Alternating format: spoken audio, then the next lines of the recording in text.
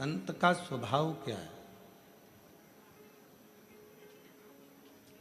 आप कैसे पहचानोगे कि ये संत है या साधु है या सन्यासी है या तपस्वी है या साधक है? एक महात्मा का श्रेष्ठ लक्षण क्या है? जिसकी आत्मा नित्य प्रति भगवान के भजन में, भगवान के कीर्तन में, भगवत नाम में आत्मा नाचती रहे।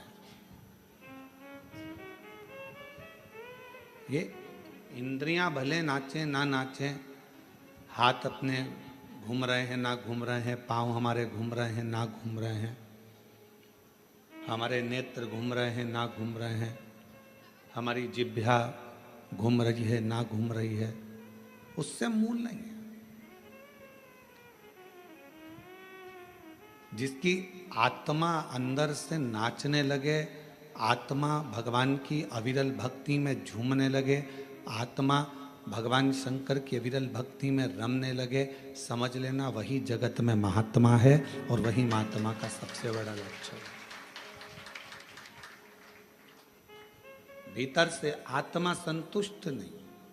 घर के दरवाजे पर लिख दिया शुभ और लाभ और अंदर रहने वाले व्यक्ति के बुद्धि में शुभ और लाभ विचार नहीं है, तो क्या मतलब? केवल शुभ लिखने से या लाभ लिखने से फल नहीं मिलेगा, शुभ विचारों के होने से भी हमारे घर की पवित्रता रहे।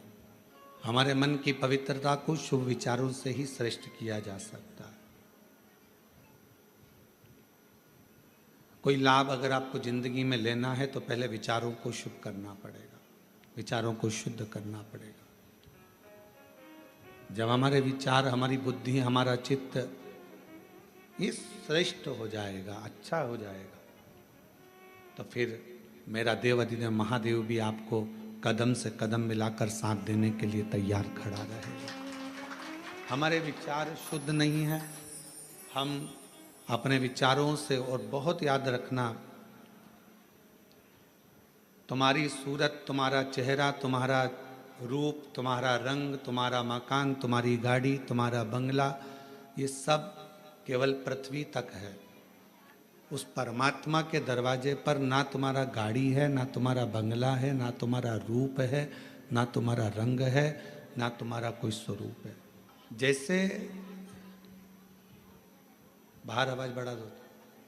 जैसे एक माँ अपने बच्चे को पढ़ा लिखने के लिए स्कूल भेजती है, और माँ सुबह जब बच्चे को तैयार कर कर स्कूल भेजती है तो माँ ये कामना कर कर भेजती है कि मेरा बच्चा 2 बजे, 5 बजे, 3 बजे स्कूल से 12 बजे वापिस लौट कर आए। जैसा मैंने भेजा है वैसा ही मेरे बच्चा है।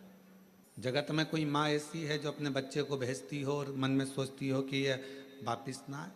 प्रत्येक माँ जगत की अपने बच्चे को स्कूल भेजती है तो ये विचार कर कर भेजती है कि मेरा बच्चा वापस लौट कर आए, और जैसा मैंने भेजा है वैसा कि वैसा ही मेरी औलाद, मेरी संतान वापस आए। अब विचार करिएगा, माता पिता अपने बच्चे को भेजते हैं कि मेरा बच्चा स्कूल से जैसा है वैसा कि वैसा ही आए, उसी तरह परमात्मा भी, मेरा बाबा भोलेनाथ भी जब जन्म देता है, और जन्म देता है तो ये विचार कर कर भेजता है कि जितना पवित्र मैंने इसको संसार में भेजा है, मरने पर ये उतना पवित्र मेरे पास होगा।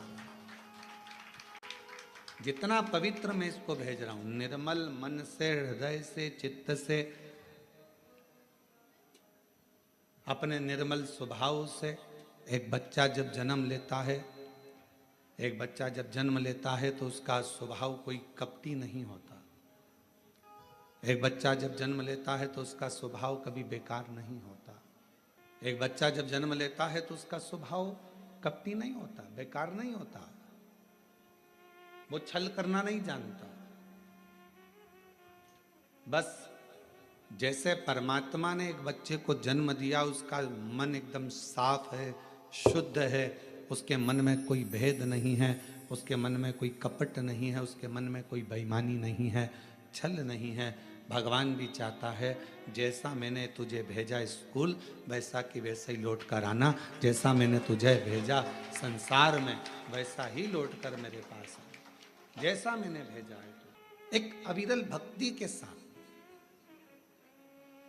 संत, सती और भक्ति, कौन कौन है? तीन, संत, सती और भक्ति। ये तीन अगर हमारे घर के अंदर इन तीन में से एक भी है, जरूरी नहीं कि कोई कपड़े बदल लेगा तो संत हो जाएगा, कोई माला पहन लेगा तो संत हो जाएगा, कोई जटा बढ़ाएगा तो संत हो जाएगा। संत का ये लक्षण नहीं है। संत का लक्षण है कि जहां रह रहा है, जिस स्थान पर रह रहा है, जहां वो है वहां रहकर अविरल भक्ति को धारण करना। अविरल भक्ति जहां वो निवास करे उस अविरल भक्ति को धारण करे।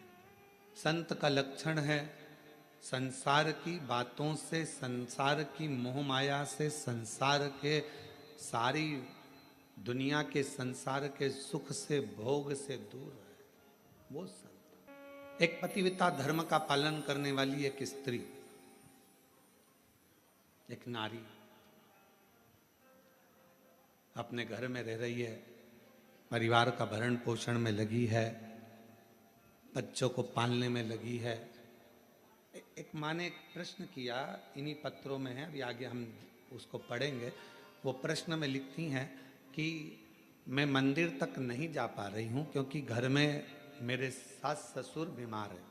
फिर उसने पत्र में लिखा कि मैं पहले मंदिर जाती थी, अब नहीं जा पा रही हूँ क्योंकि मेरे सास ससुर बीमार हैं, पति को खदान में काम पर जाना पड़ता है, बच्चों को स्कूल जाना पड़ता है, तो क्या अब मैं पूजन शिवजी की मंदिर में कैसे करूं?